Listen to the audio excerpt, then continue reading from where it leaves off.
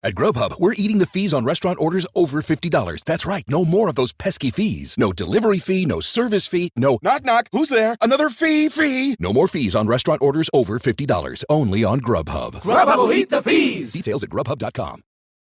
This is Optimal Living Daily, how to go from successful to very successful and why most people can't do it, by Benjamin Hardy of benjaminhardy.com. And I'm your narrator, Justin Malik, reading you blogs every single day of the year, including holidays. Without further ado, let's get right to it as we optimize your life. How to go from successful to very successful and why most people can't do it, by Benjamin Hardy of benjaminhardy.com. Success is an obsession. Many people want it more than anything else, and they'll sacrifice everything to have it, which is often the cost of admission. But there's a problem. Sustaining success and going beyond success is nearly impossible for most people. Hence, Greg McKeown, author of Essentialism, questions, why don't successful people and organizations automatically become very successful? McKeown's answer is succinct. Success is a catalyst for failure. Being invisible is easy. When you make mistakes, you're the only one who notices. Even being the underdog is easy. If you fail, you're justified in doing so. But when the spotlight is on you, everyone is waiting for you to fail.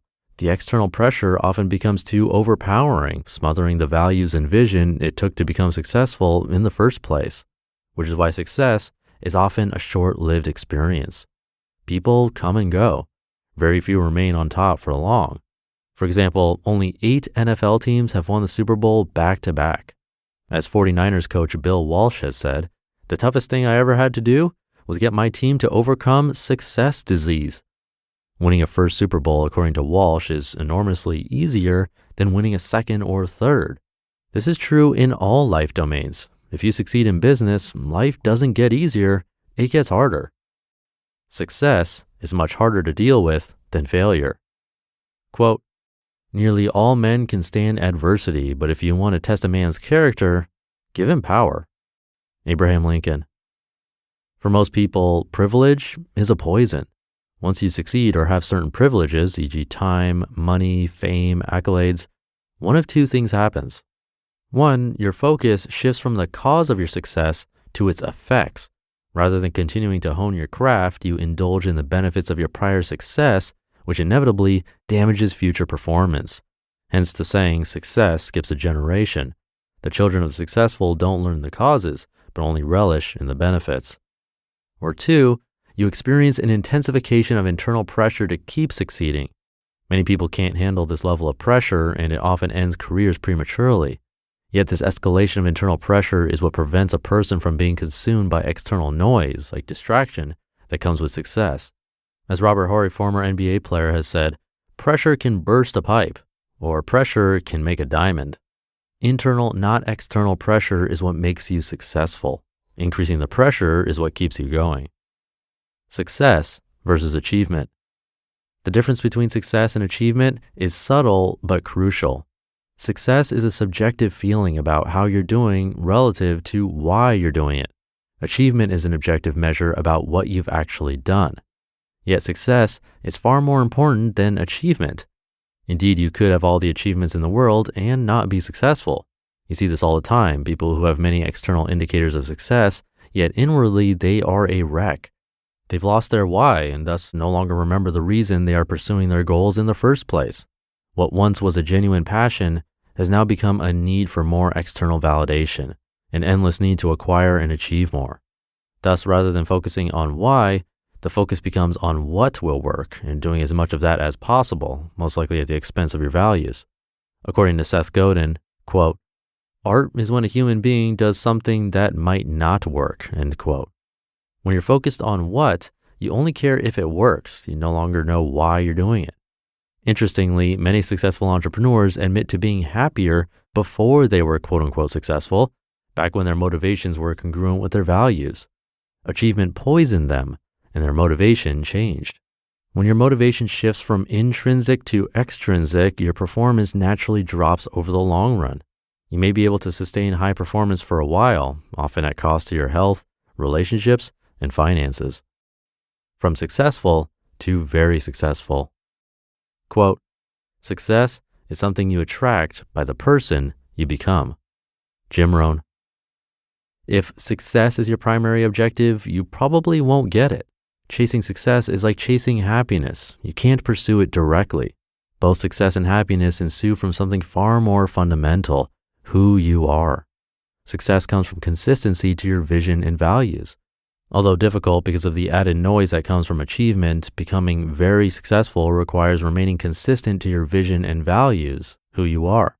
When you stay consistent and true, you'll continue to hone your craft even after you become world class. You'll say no to all of the distractions that come your way, no matter how enticing they are. You won't let your ego inflate and forget who you really are. You won't abandon your values and the most important people in your life. Don't forget your why. That may be the hardest thing you do as you seek to improve your life.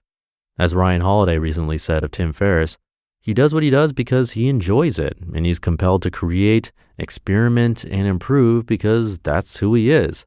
Tim is still Tim. Most people are made worse by success, and that's a shame. It has suited Tim well, and that's a model I aspire to.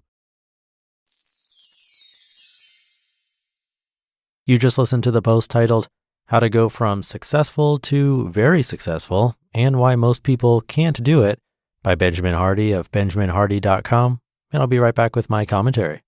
If you're serious about optimizing your life, you need to understand what's happening inside your body. That's where Superpower comes in.